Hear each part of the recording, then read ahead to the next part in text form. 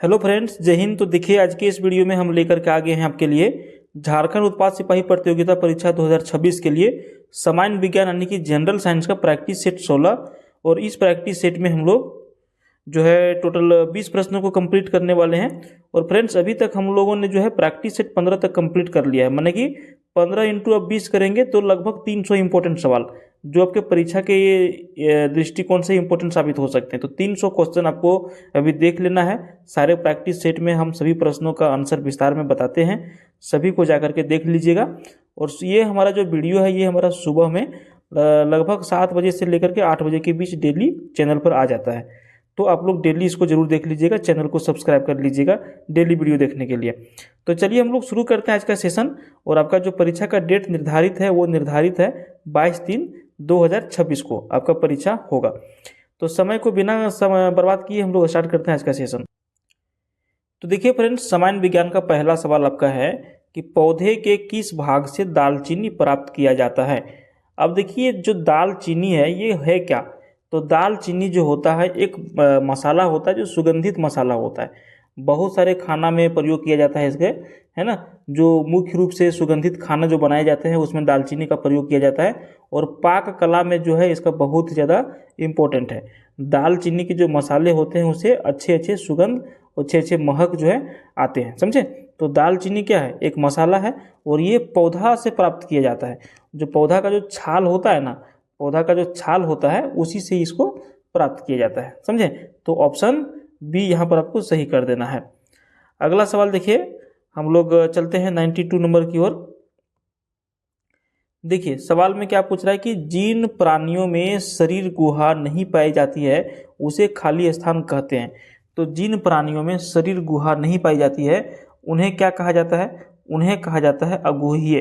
ठीक है, क्या कहा जाता है, अगुह्य कहा जाता है। सिंपल आप इसको याद कर लीजिएगा। देखिए, शरीर भित्ति और पाचन क्षेत्र के मध्य में जो है गुहिका वाला जीव का जो है काइलोमेट के रूप में जाना जाता है।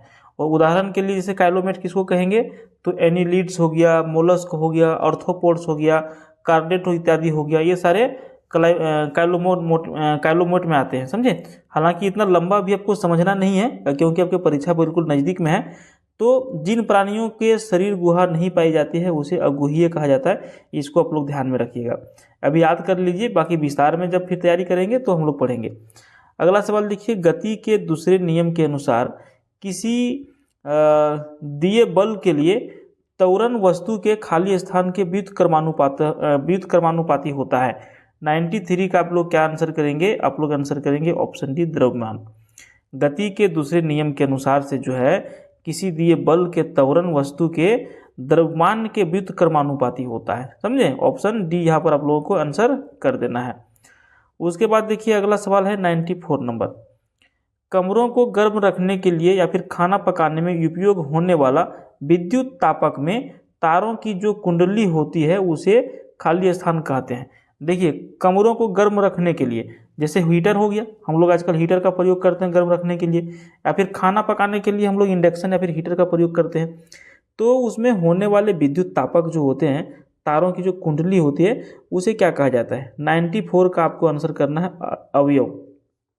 ठीक है, देखिए इलेक्ट्रिक रूम हीटर या फिर इलेक्ट्रिक कुकिंग हीटर, उसमें जो तार की जो कुंडली होता है उसे एलिमेंट कहा जाता है, समझे। उसको अंग्रेजी में क्या कहेंगे, हम लोग एलिमेंट कहेंगे, समझे ना। उसके बाद देखिए, विद्युत सप्लाई से जोड़ने के बाद जब इन उपकरणों को चालू किया जाता है तो उनके एलिमेंट जो है गर्म हो जाते हैं। और एलिमेंट गर्म होने के बाद लाल हो जाते हैं, जैसे रूम हीटर आप देखते होंगे लाल हो जाते हैं। और वो जो है ऊष्मा देना चालू कर देते हैं। जैसे ही वो तार क्या होगा, एलिमेंट क्या होगा, गर्म होगा, हमें ऊष्मा आने की गर्मी देना चालू कर देंगे। और तार में जो उत्पन्न ऊष्मा की जो मात्रा होती है वो डिपेंड करता है उसके क्वालिटी के ऊपर कि तार का क्वालिटी कैसा है, उसका तार का लंबाई कितना है और उसके तार की जो सघनता है वो कितना है। वो हीटर की जो मात्रा होता है कि ये कितना गर्मी तक दे सकता है, वो सारा इन चीज़ों के ऊपर डिपेंड करता है। तो यहाँ पे देखिए हिंदी भाषा में लिखा हुआ है अवयव। अगर यदि एलिमेंट आपको कहीं मिल जाए अंग्रेजी भाषा में तो आपको उसको आंसर करना है एलिमेंट। ठीक है, अगला सवाल की ओर बढ़ें, 95 नंबर। देखिए, खाली स्थान को समुद्र जल के वाष्पन के द्वारा प्राप्त किया जा सकता है। अब कौन सा ऐसा चीज है जो समुद्र के जल को वाष्पन किया जाएगा फिर उससे प्राप्त किया जाएगा, ऑप्शन हम लोग एक नज़र में दौड़ा लेते हैं। चीनी है तो चीनी समुद्र जल से तो नहीं प्राप्त होगा, लोहा समुद्र जल से नहीं प्राप्त होगा, स्टील समुद्र जल से नहीं प्राप्त होगा। हमें क्या प्राप्त होगा? नमक प्राप्त होगा। कहाँ से? समुद्र जल से।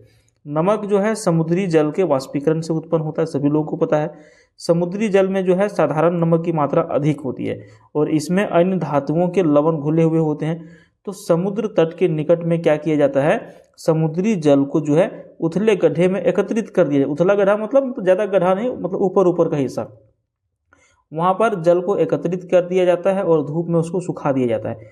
कुछ दिन जब ये बीतता है, कुछ दिन के बाद सारे जल जो है जलवाष्प हो जाते हैं, तो बचे क्या रहते हैं? जो नमक होता है ना, वाष्पित जो हो जाता है, तो उसमें जो बच जाता है वही आपका नमक हो जाता है। तो इस तरह से नमक का उत्पादन होता है जो समुद्र के जल से वाष्पन के द्वारा प्राप्त किया जाता है। समझे? 96 देखिए, मांसपेशी को हड्डी से जुड़ने वाले ऊतक को क्या कहा जाएगा? जो मांसपेशी हमारा है और मांसपेशी को जो हड्डी से जोड़ने वाले जो ऊतक होते हैं उसको क्या कहते हैं? तो हम लोग देखिए इसको क्या कहेंगे? 96 में हम लोग कहेंगे इसको टेंडन कहेंगे। ठीक है, क्या कहेंगे? टेंडन कहेंगे या फिर सिन्यू कहेंगे, या फिर इसको कंडरा का भी प्रयोग कर सकते हैं, कंडरा। ठीक है, देखिए कंडरा, टेंडन या सिन्यू तीनों एक ही चीज़ है। रेशेदार जो है संयोजी ऊतक की एक कठोर पट्टी है जो प्रायः मांसपेशी को अस्थि से जोड़ने का काम करता है। ठीक है, और तनाव सहन करने में भी समर्थ प्रदान करता है। चलिए, तो इसको आप लोग इसका आंसर याद रखिएगा। अब हम लोग बढ़ते हैं 97 की ओर। देखिए ये जो हमारा वीडियो फ्रेंड्स डेली बेसिस पर सुबह में 7 बजे से 8 बजे के बीच में आ जाता है। जब तक आपका उत्पाद सिपाही परीक्षा नहीं होगा तब तक ये डेली वीडियो आपको मिलेगा। और उत्पाद सिपाही परीक्षा जैसे खत्म होता है आपका, उसके बाद कक्षपाल का भी वीडियो आपको डेली बेसिस पर मिलेगा। तो चैनल को आप लोग सब्सक्राइब कर लीजिएगा। अगला सवाल देखिए, ये क्या लिखा हुआ है? ये लिखा हुआ है पायर हीलियोमीटर का प्रयोग जो है निम्न में से किसे नापने के लिए किया जाता है? ये एक यंत्र है जिसका नाम है पायर हीलियोमीटर, और इसका जो प्रयोग किया जाता है फ्रेंड्स वो किया जाता है सोलर रेडिएशन को नापने के लिए। समझे? सूर्य की जो विकिरण होता है उसी को इससे मापा जाता है, और इसके साथ ही पायरोनोमीटर से भी जो है सौर विकिरण की माप किया जाती है। तो दोनों चीज़ आपको याद रखना है, पायर हीलियोमीटर और पायरोनोमीटर दोनों से सौर विकिरण की माप की जाती है। समझे? इसको ध्यान में रखिएगा। अगला सवाल देखिए, प्रकाश का वेग जो है सबसे अधिक किसमें होता है? ऑप्शन है हीरा, पानी, निर्वात और हाइड्रोजन। तो प्रकाश का जो वेग होता है ना वो हमेशा निर्वात में सबसे अधिक होगा। कहाँ पर? निर्वात में जो है प्रकाश सबसे अधिक तेज चलता है, माने कि प्रकाश का वेग सबसे अधिक वहाँ पर रहेगा। अब देखिए हम लोग शीशा डेली प्रयोग करते हैं देखने के लिए, तो शीशा से संबंधित सवाल आपका है कि 1.50 मीटर माने कि 1.5 मीटर लंबे व्यक्ति को अपना खड़ा संपूर्ण प्रतिबिंब देखने के लिए आवश्यक दर्पण की न्यूनतम लंबाई कितनी होनी चाहिए? तो इसका हम लोग आंसर क्या करेंगे? देखिए कोई भी जो समतल दर्पण में किसी व्यक्ति को अपना पूरा प्रतिबिंब देखना है तो दर्पण की जो ऊंचाई है वो व्यक्ति की ऊंचाई की आधी होनी चाहिए। मान के चलिए अगर यदि कोई 4 फीट का व्यक्ति है और ये अपना पूरा शरीर को शीशा में देखना चाहेगा तो कम से कम 2 फीट का शीशा जो है होना चाहिए। ठीक है, तो ही वो अपना शरीर को पूरा देख सकता है। तो समझ गए इसको? हम लोग इसका क्या आंसर करेंगे? 1.5 मीटर का आदमी है तो शीशा कितना बड़ा होना चाहिए? कम से कम 0.75 का। समझे?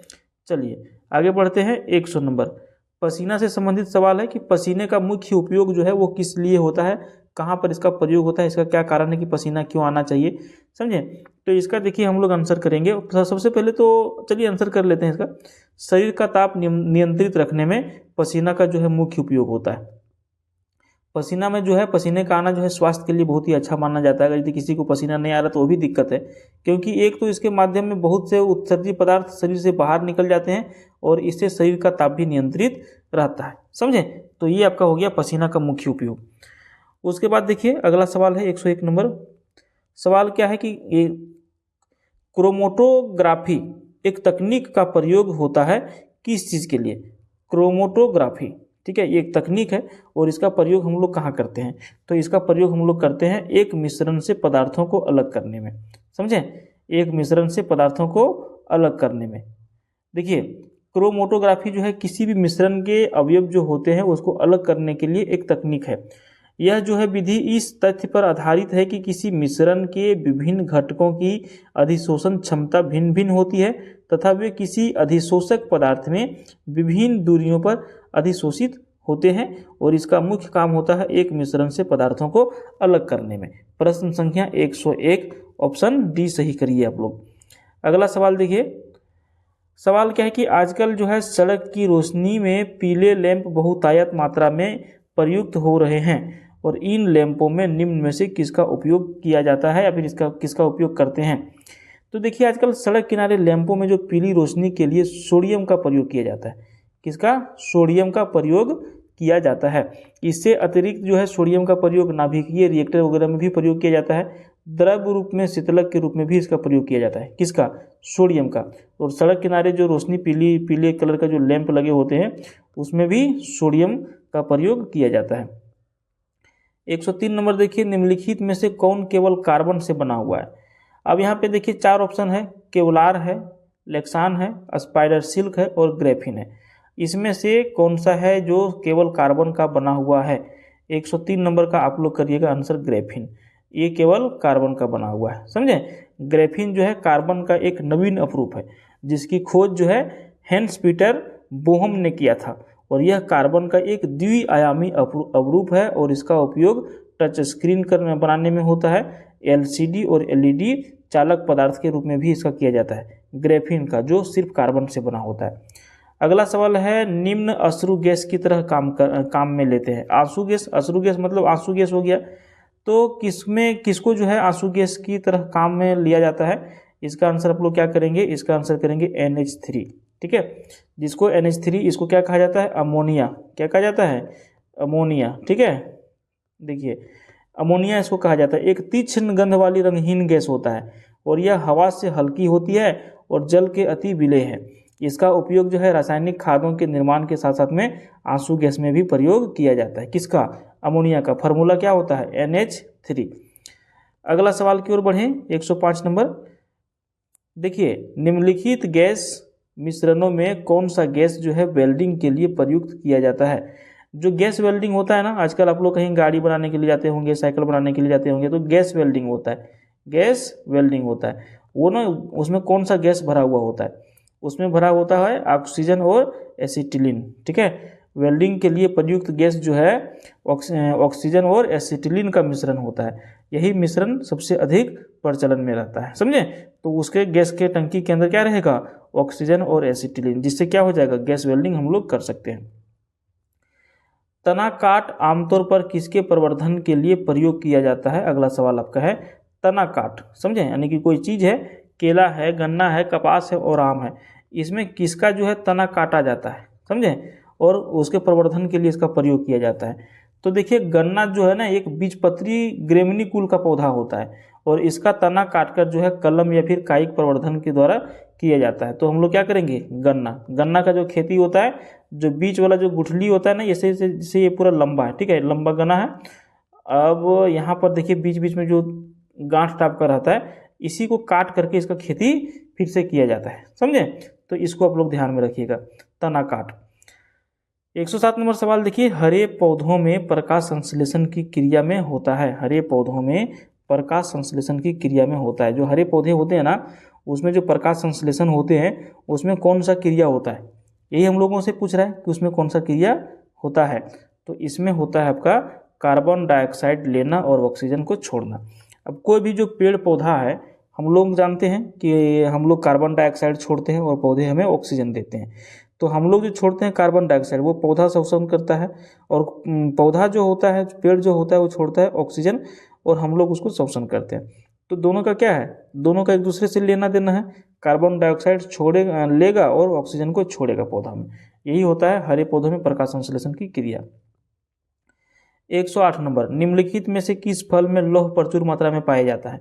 अब जामुन है, लोकाट है, अमरूद है और करौंदा है। लौह मतलब आयरन, ठीक है। लौह मतलब आयरन सबसे अधिक मात्रा में किस में पाया जाएगा? 108 नंबर का क्या आंसर करेंगे? आप लोग करेंगे करौंदा, ठीक है। करौंदा फल जो है इसमें आयरन बहुत अधिक मात्रा में पाया जाता है। करौंदा जो है एक झाड़ीनुमा पौधा होता है और इसका वैज्ञानिक नाम होता है कैरिसा कैंडेरस, ठीक है। तो इसको भी आप लोग याद रखिएगा। और ये जो है जनरली कहाँ पर पाया जाता है? तो भारत में राजस्थान हो गया, मध्य प्रदेश हो गया, उत्तर प्रदेश हो गया, गुजरात हो गया, हिमाचल प्रदेश हो गया, इन सभी जिलों में इसका प्रयोग होता है। और करौंदा का जो फल होता है उसको सब्जी बनाने में और अचार बनाने में भी प्रयोग में लाया जाता है। क्लियर? चलिए अगले सवाल की ओर बढ़ें। अगला सवाल देखिए 109 नंबर। सवाल क्या पूछ रहा है कि स्टार्च और सेल्यूलोज के बारे में निम्नलिखित कथनों में से कौन सा कथन सही नहीं है। एक आपका हो गया स्टार्च और एक आपका हो गया सेल्यूलोज, कहीं कहीं आपको सेल्यूलोज लिखा हुआ मिलता है। तो इसके बारे में कुछ कथन दिए गए हैं और कौन सा कथन इसमें से सही नहीं है। 109 नंबर इसमें देखिए, दोनों का वानस्पतिक उद्भव है, ऑप्शन ए में लिखा है। दोनों बहुलक है, ऑप्शन बी में लिखा है। आयोडीन के साथ दोनों रंग प्रदान करते हैं, ऑप्शन सी में लिखा है। और दोनों ग्लूकोज अणु से निर्मित होते हैं, ऑप्शन डी में लिखा है। तो 109 नंबर का जो हम लोग आंसर करेंगे ना, वो हम लोग सी कर देंगे। क्या कर देंगे? सी कर देंगे। ठीक है, सी कथन जो यहाँ पर सही है। स्टार्च जो है आयोडीन के साथ में नीला काला रंग देता है, जबकि सेल्यूलोज रंग प्रदान नहीं करता है। समझे? तो इसीलिए ऑप्शन सी यहाँ पर हम लोग सही कर देंगे। उसके बाद देखिए अगला सवाल आपका 110 नंबर है कि निम्नलिखित में से किस हार्मोन में आयोडीन मिली होती है। अब कौन सा हार्मोन है चारों में से? एस्टोस्टेरोन है, एड्रेनलिन है, इंसुलिन है, थायरोक्सिन है। इसमें आयोडीन मिली हुई होती है। 110 नंबर का आप लोग का आंसर करना है थायरोक्सिन। ठीक है, थायरोक्सिन ग्रंथि या फिर इसको कह सकते हैं कि थायराइड ग्रंथि। थायराइड ग्रंथि जो है एक स्रावित हार्मोन में थायरोक्सिन प्रमुख हार्मोन है। यह हार्मोन जो है शरीर की सामान्य वृद्धि, विशेषता, हड्डी, बाल इत्यादि के विकास के लिए अनिवार्य होता है और थायरोक्सिन हार्मोन के संश्लेषण के लिए आयोडीन आवश्यक होता है। इसकी कमी से घेंघा रोग हो जाता है, जिसको गलकंड रोग भी के नाम से जाना जाता है। समझे? तो हार्मोन में आयोडीन मिली होती है थायरोक्सिन। समझे? चलिए, तो फ्रेंड्स 20 सवाल हम लोगों ने कंप्लीट कर लिया है। अगर यदि आप डेली बेसिस पर हमारा वीडियो देखना चाहते हैं तो चैनल को सब्सक्राइब करिए, पास वाले बेल आइकन को प्रेस करिए। डेली आपको वीडियो मिल जाएगा सुबह में 7 से 8 बजे के बीच में। धन्यवाद।